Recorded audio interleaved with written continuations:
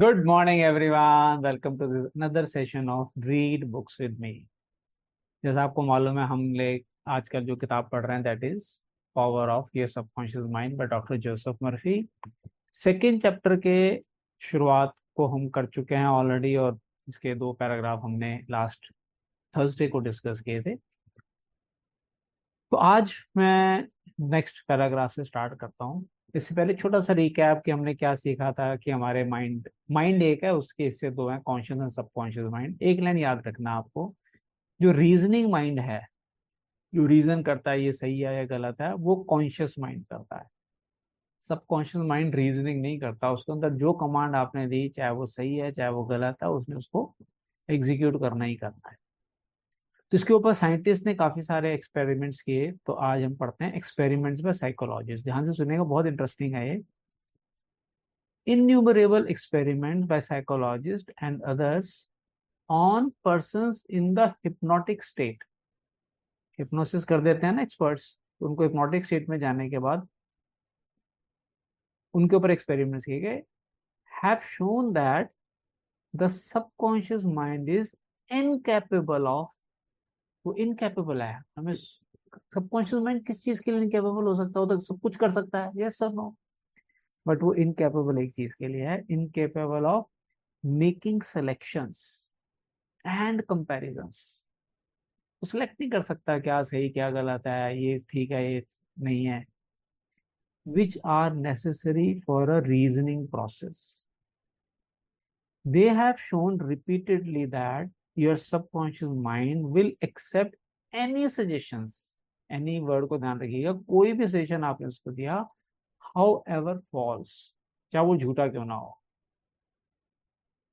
Having once accepted any suggestion, it responds according to the nature of the suggestion given. आपने जो भी suggestion उसको दिया, उसकी जो नेचर है उसके हिसाब से वो रिस्पॉन्ड करेगा ही करेगा, जैसी उसकी नेचर है। जैसे बीज हमने डिस्कस किया था कि जमीन में बीज बोएंगे तो जमीन ने उसको बढ़ाना ही है, चाहे वो बबूल का बीज हो चाहे वो आम का बीज हो, राइट, या नीम का बीज हो। जमीन को उसमें कोई डिफ्रेंसिएशन नहीं है। उसने कहा जी आपने जो बोया उसको बड़ा करना मेरा काम है। वही सबकॉन्शियस माइंड करता है हमारा, रीजनिंग नहीं करता। To illustrate the amenability of your subconscious mind, to suggestions. If a practised hypnotist suggests to one of his subject that, ध्यान से सुनिए कैसे एक्सपेरिमेंट कर रहे हैं। एक बंदे को हिप्नोसिस कर दिया, हिप्नोटिक कंडीशन में लाए, और उसको जो जिसने हिप्नोटिक हिप्नोटिक किया उसको उस स्टेट में लेकर आया, हिप्नोटिस्ट जो है, वो उसको कहता है कि यू आर नेपोलियन बोनापार्ट और इवन अ कैट और a dog, he will act out the part with inimitable accuracy. आपको कोई हिप्नोटाइज कर ले और बोले कि तुम बिल्ली हो, और तो आप बिल्ली की तरह बिहेव करने लग जाओगे। बताइए, इतना जबरदस्त। मतलब सबकॉन्शियस माइंड को अगर जो सजेशन दे जाता है वो इतना आज्ञाकारी है हमारा। His personality becomes change for the time being. जब तक वो हिप्नोटिक स्टेट के अंदर है उसकी पर्सनैलिटी चेंज हो गई। He believes himself, he means आप और हम जिसको हिप्नोटिक किया उसने, he believes himself to be whatever the operator tells him he is. Operator ने कहा कि तुम कुत्ते हो, तुम कुत्ते की तरह बिहेव करोगे, तुम बिल्ली हो, तुम बिल्ली की तरह, तुम नेपोलियन बोनापार्ट हो, नेपोलियन बोनापार्ट। अब थोड़ी देर के लिए सोचिए, ऑपरेटर अगर आप बन जाएं तो, और आप अपने सबकॉन्शियस माइंड को सिग्नल दे कि you are very successful, very rich, enjoying this life, तो वो वैसे ही बिहेव करेगा। आपकी पर्सनैलिटी भी चेंज होनी शुरू हो जाएगी। मगर आप खुद ऑपरेटर बन जाते हैं तो आप सोचिए अपने सबकॉन्शियस माइंड को कितने जबरदस्त तरीके से आप रीप्रोग्राम कर सकते हैं to attract whatever you want. आगे बढ़ते हैं। A skilled hypnotist may suggest to one of his students in the hypnotic state that his back itches। खुजली हो रही है तेरी पीठ में भाई, उसको खुजली होनी शुरू हो जाती है। बताइए, किसी और को उन्होंने कहा to another that his nose is bleeding. सिर्फ इंस्ट्रक्ट किया कि तेरी नाक में से खून निकल रहा है बस। और एक बंदे को बोला to another that he is a marble statue, बताए, to another that he is freezing and the temperature is below zero. सिर्फ उसको कहा, each one will follow out the line of his particular suggestion, जिसको जो बोला गया वो वैसे ही बिहेव करता है, totally oblivious of all his surrounding.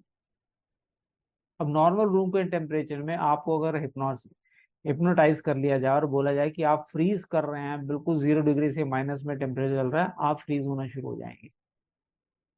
और जो हमने मास्टर क्लास की थी लॉ ऑफ अट्रैक्शन के ऊपर, हमने लाइव एग्जांपल बताया था कि एक आदमी जो वैन साफ कर रहा था, उसने अपने माइंड को सिग्नल दिया था कि इस समय टेम्परेचर इसका -डिग्री में चल रहा है, और उस सोच की वजह से वो जम के मर गया। उसने खुद, वो ऑपरेटर बन गया, खुद को हिप्नोटाइज कर लिया उसने, because of his believes. So each one will follow out the line of his particular suggestion, totally oblivious of his whole surrounding, which do not pertain to his idea. उसके idea जो insert किया गया उससे जो भी surrounding परटेन नहीं करती उसको वो भूल जा, उसकी तरफ ध्यान नहीं देता। वो जो बोला गया इंस्ट्रक्शन उसी के हिसाब से वो बिहेव करेगा। बताइए आप।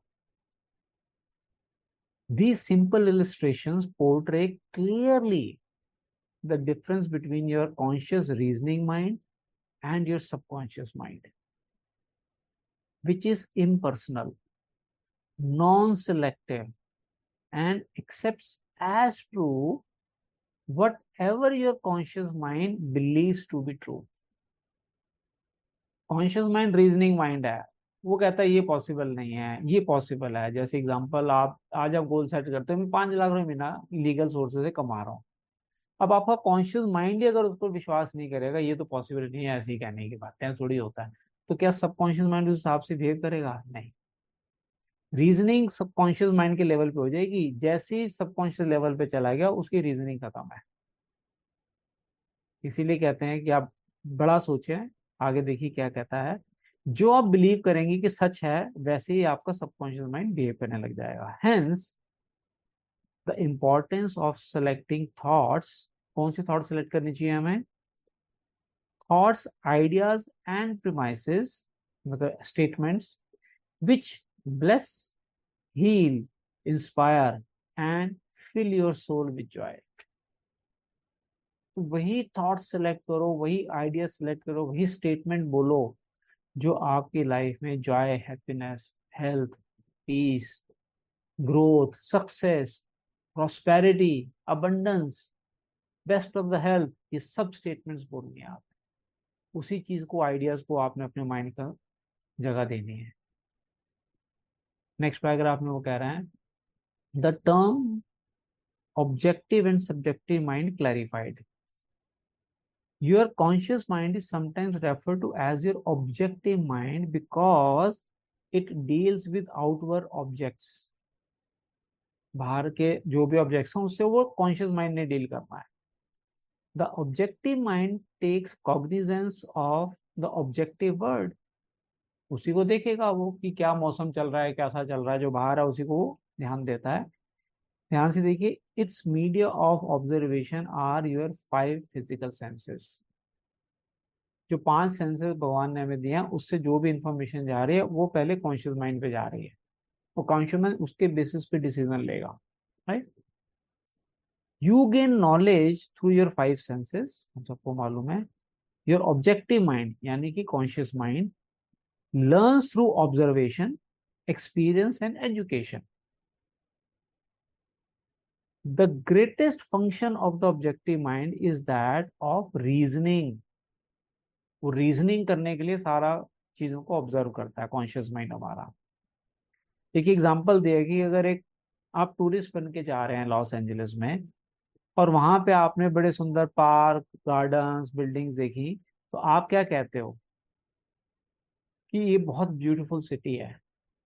अब वो डिसीजन कहाँ से आया? आपके कॉन्शियस माइंड ने चीजों को देखा, ऑब्जर्व किया, एनालाइज किया और एक जजमेंट बना लिया आपने। तो वो कॉन्शियस माइंड का काम है। Right. This is the working of your objective mind. Your subconscious mind is often times referred to as a subjective mind. Conscious को ऑब्जेक्टिव, इसको subjective. Your subjective mind takes cognizance of its environment by means independent of the five senses. Five senses के बिना वो अपने environment को ध्यान में रखता है।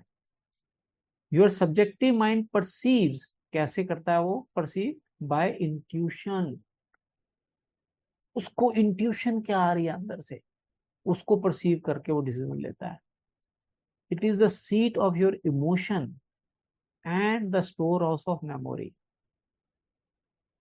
Your subjective mind performs its highest function when your objective senses are in abeyance. Subconscious mind कब हाई एक्टिव होता है? जब आपका कॉन्शियस माइंड शांत होता है, जब वो रीजनिंग खत्म हो जाती है कॉन्शियस माइंड की, तब सबकॉन्शियस माइंड एक्टिव होता है।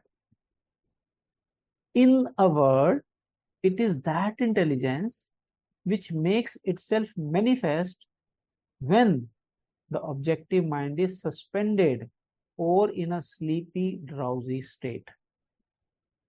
इसीलिए कहते हैं कि अल्फा लेवल पे जाएं, मेडिटेटिव स्टेट में जाएं, फिर विजुलाइज करें। आपको याद है हमने एडवांस लॉज ऑफ यूनिवर्स में आपको क्रिएटिव विजुलाइजेशन करवाई थी, हम आपको डीप मेडिटेशन में ले गए थे। जब हम डीएसपी के अंदर फ्राइडेज को आपको होपनोपनो करवाते हैं, तो हम क्या करते हैं कि आपको मैं 18 मिनट बिल्कुल डीप मेडिटेशन में ले जाता हूँ, फिर मैं आपको 2 मिनट देता हूँ विद म्यूजिक कि आप विजुलाइज करो, बिकॉज उससे में सबकॉन्शियस माइंड फुल एक्टिव है, कॉन्शियस माइंड सोया हुआ है, हट गया वो। जो आप विजुलाइज करोगे और बिलीव करोगे, इमोशनलाइज करोगे, वो चीज मैनिफेस्ट होने के चांसेस बहुत बढ़ जाते हैं। Your subjective mind sees without the use of natural organs of vision.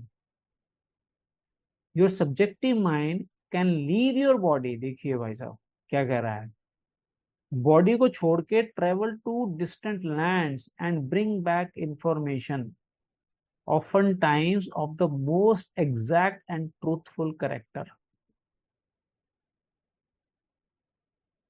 Through your subjective mind you can read the thoughts of others.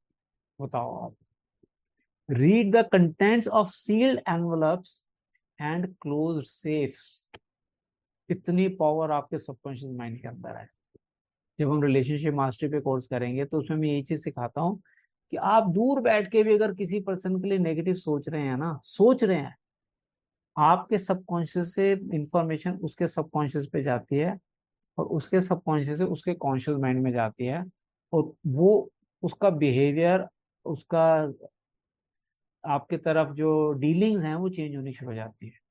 अब आपको भी नहीं पता बंदा क्यों ऐसे बिहेव कर रहा है, यार मैंने तो कुछ नहीं बोला, उसको भी नहीं पता लग रहा है कि इतना अनकंफर्टेबल क्यों हो रहा है, बट आपने कहीं उसके लिए नेगेटिव सोचा, वो थॉट भी ट्रांसफर होती है। इसलिए हम हमेशा क्या कहते हैं, वही सोचिए और बोलिए जो आपको चाहिए, ना कि जो हो रहा है। और एक और स्टेटमेंट जो मैं बार बार बोलता हूँ, मैंने अपने कोचेस से सीखी, even in negative circumstances think positive. और रिलेशनशिप मैनेजमेंट में आपको सिखाएंगे, never ever ever ever ever never जज एनीबडी। अगर आप किसी के लिए कोई नेगेटिव सोच रहे हो, इसका मतलब आप उसके लिए बोल रहे हो, और अगर आप ये स्टेटमेंट उस पर्सन के सामने बोल सकते हो तो बोलने का हक है, सोचने का हक है। अदरवाइज आप सोचो वो सामने खड़ा रह, आप उसको ऐसे बोल दोगे, ये बड़ा ढीला आदमी है यार, इसके बस की नहीं है। लेकिन जैसे आपने जज किया उस पर्सन को और आपने उसके लिए बोल दिया, आप सोचो आपके बिना बोले, कहते हैं दीवारों के भी कान होते हैं, वो ट्रांसफर करो, उस बंदे तक बात पहुंच जानी है, पक्का पहुंचती है हमेशा। कभी ऐसा हुआ आपने किसी का मोबाइल नंबर डायल किया और फिर आपने अचानक से बंद कर दिया हो, आपको घंटी सुनाई नहीं, लेकिन उसको घंटी बज चुकी होती है? यस और नो, हैव एक्सपीरियंस?